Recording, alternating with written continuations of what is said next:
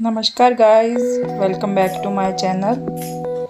आज मैं आपके साथ शेयर कर रही हूँ कि मैं इवनिंग और नाइट में जो मेरे वर्किंग पावर आवर्स रहते हैं मैं उनका किस तरह से यूटिलाइज़ करती हूँ और क्या क्या वर्क करती हूँ मैं उस समय के दौरान।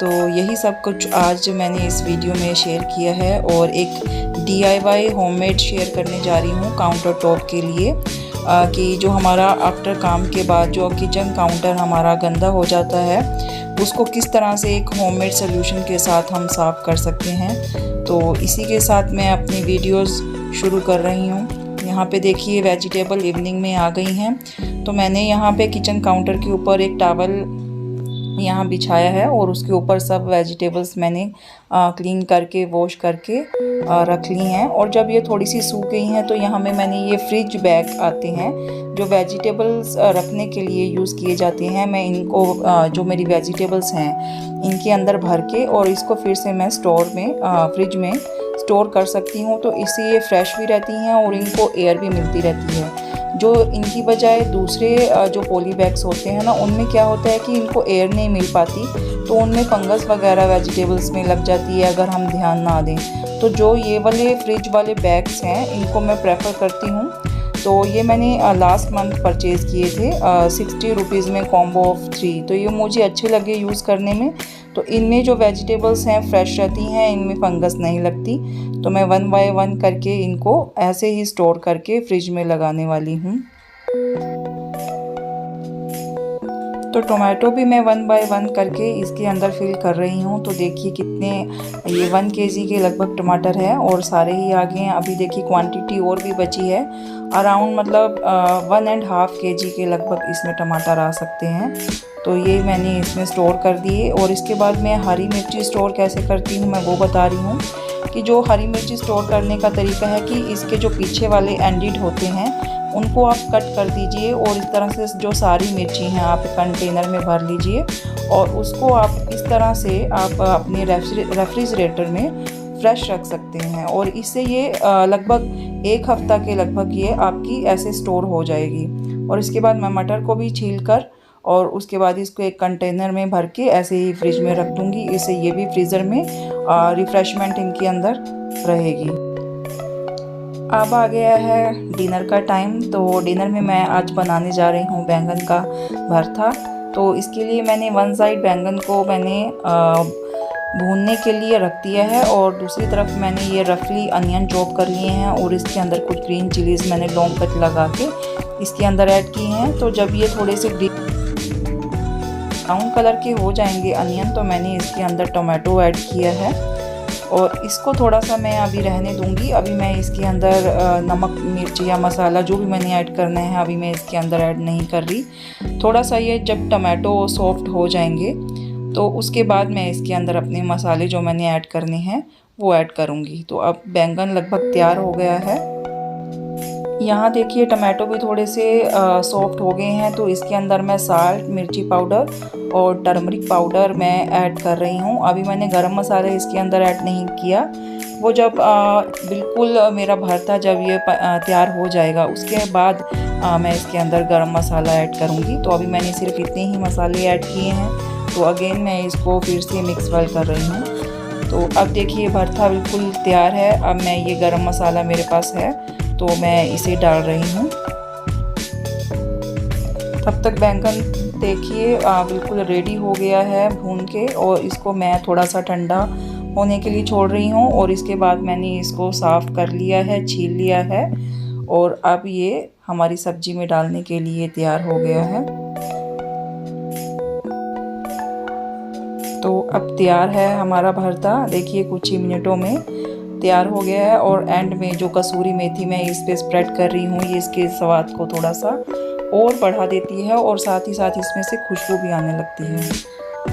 अब कुछ टाइम है, इसके बाद जो हमारे पावर आवर्स शुरू हो जाते हैं सब्जी के बाद कि एक तरफ दूध बॉइलिंग करना है, दूसरी तरफ रोटी बनाने की भी एकदम से हाइपर टेंशन हो जाती है कि बच्चे मांगने लग जाते हैं इस टाइम। तो फटाफट रोटी बनाने का भी टाइम आ गया है। तो अब साथ ही साथ मैं रोटी भी बना रही हूँ और आपके साथ बातें भी कर रही हूँ।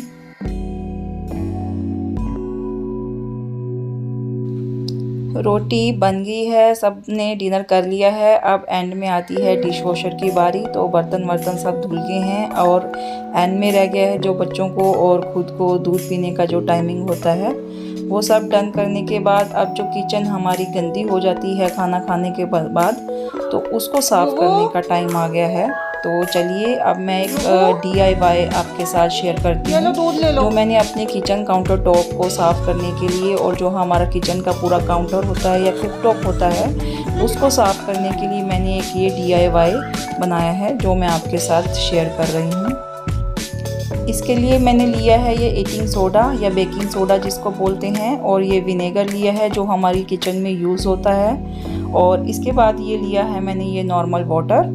और इन चीज़ों को मिक्स करके हम अपना ये बनाएंगे DIY होममेड एक जो सॉल्यूशन होता है किचन के लिए। ये मैंने देखिए 1 कप यहाँ पे विनेगर लिया है, और इसके बाद ये मैंने MPT बोतल ली है जो मेरे पास रखी हुई थी, और ये मैं जो विनेगर है 1 कप जो मैंने लिया था मैंने इसके अंदर सारा डाल दिया है। और जो हमने पानी की क्वांटिटी रखनी है वो इसे डबल रखनी है, यानी कि 1 कप विनेगर और 2 कप मैंने पानी यहाँ लिया है। तो इसके बाद ये भी मैं इस बोतल में मिक्स करती जा रही हूँ।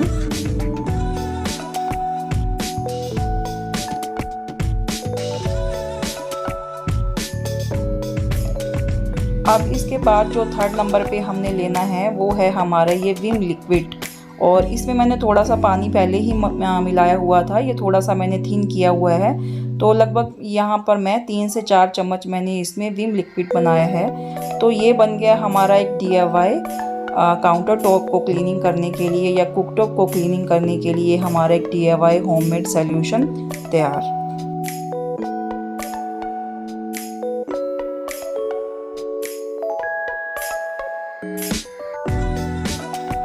अब सबसे पहले मैं अपने कुक टॉप को ही क्लीनिंग कर रही हूँ। इसके लिए देखिए जो बेकिंग सोडा है या ईटिंग सोडा है इसको मैं अपनी हाथ की हेल्प से ही इस पे पूरा स्प्रेड आउट कर रही हूँ, और इसके चारों तरफ मैं कुक टॉप के फैला रही हूँ ताकि ये अच्छे से बाद में जब हम इसको क्लीन करें तो कहीं भी इस पे चिकनाहट ना रहे। सोडा क्या होता है, जो हमारी चिकनाई जमी होती है कुक टॉप के ऊपर या हमारे किचन काउंटर के ऊपर, उसको ये क्लीन करने का काम करता है। और जो हमने ये DIY क्लीनर बनाया है जो बोतल में मैंने भरा था उसको अब मैं इस बेकिंग सोडा के ऊपर पूरी तरह से स्प्रेड कर रही हूँ। ये इन दोनों का कॉम्बिनेशन जब हमने बना लिया तो ये स्कॉच ब्राइट की हेल्प से अब मैं इनको वाइप आउट करूँगी।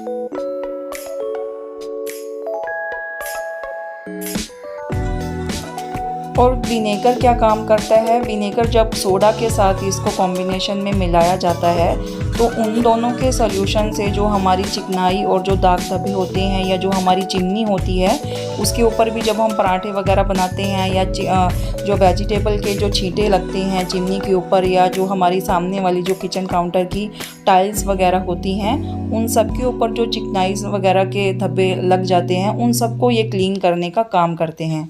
तो देखिए ये सब के कॉम्बिनेशन को मिला के मैंने अपना कुक टॉप क्लीन कर लिया है, और उसके बाद मैं एक सूखे कपड़े की हेल्प से इसको पूरा क्लीन कर रही हूँ ताकि जो सोडा के जो छोटे छोटे दाने रह जाते हैं वो पूरी तरह से क्लीन हो जाएं। तो ये देखिए एक DIY की हेल्प से जो होममेड हमने तैयार किया है कुक टॉप पूरा क्लीन हो गया है, और जो बिल्कुल चिकनाई वगैरह थी इसके ऊपर सब हट गई है। और इसके बाद जो मेरा किचन काउंटर है इस बोतल में जो हमने लिक्विड तैयार किया था उसको भी पूरी काउंटर पर स्प्रेड करके यहाँ पर भी जो चिकनाई वगैरह रह जाती है उसको भी हम पूरे काउंटर टॉप को इसी से क्लीन कर सकते हैं। और इसके साथ साथ ही इस सॉल्यूशन से हम वॉश बेसिन क्लीन कर सकते हैं, अपनी सिंक क्लीन कर सकते हैं, या जो हमारे वॉशरूम में टाइल्स लगी होती हैं, हमारे किचन में जो टाइल्स लगी होती हैं, या चिमनी पे जो गंदगी या चिकनाई जमी होती है इस सॉल्यूशन से हम उनको भी हटा सकते हैं। अब यहाँ पर मैं एक ऐड कर रही हूँ अपना एक न्यू परचेजिंग, मैंने ये कटलरी होल्डर अभी परचेज़ किया है। तो पुराने वाले को हटाकर इसको मैं रिप्लेसमेंट कर रही हूँ अपनी किचन में। और अगर आपको ये मेरा बनाया हुआ DIY सॉल्यूशन जो किचन काउंटर के लिए मैंने बनाया है अगर अच्छा लगे तो प्लीज़ आप भी बनाएं और अपने कमेंट मुझे लिख कर दें कि आपको कैसा लगा इसका रिस्पांस। और उसके बाद मेरी वीडियो को लाइक शेयर और सब्सक्राइब करना मत भूलें, क्योंकि आपके मोटिवेशन से मुझे ऐसी वीडियोस और बनाने की मोटिवेशन मिलती है। और मुझे लगता है कि अगर ये मेरे वीडियोस पसंद आ रही हैं तो मैं इस तरह की और वीडियोस आपके साथ शेयर करूं।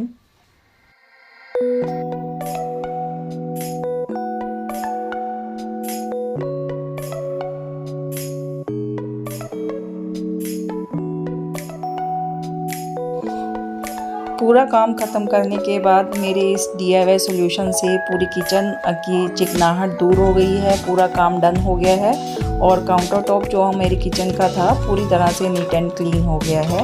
और इस DIY को आप पूरा मंथली इस बोतल में भरकर आप पूरे मंथली अपने किचन काउंटर को और अपनी जो किचन में टाइल्स वगैरह लगी होती हैं, जो चिमनी होती है, उसको पूरा मंथली एक ये DIY बोतल तैयार कर सकते हैं और इस तरह से इसको साफ़ कर सकते हैं। इसके बाद मेरा किचन हो गया पूरा नीट एंड क्लीन। और उसके बाद जो मेरा पेंडिंग काम है ये किशमिश भिगोने का, ये भी डन कर दिया है। और इसके साथ साथ जो मैं एवरीडे अपना डिटॉक्स वाटर बनाती हूँ वेट लॉस के लिए, और इसके साथ ही साथ वेट लॉस तो होगा ही, लेकिन जो मुझे डाइजेशन की प्रॉब्लम रहती है कि मुझे डाइजेस्ट खाना इतनी जल्दी नहीं होता, इससे भी मुझे काफ़ी फ़र्क लगा है।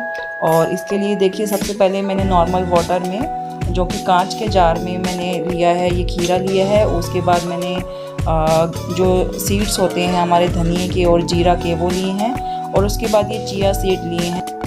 Thanks for watching.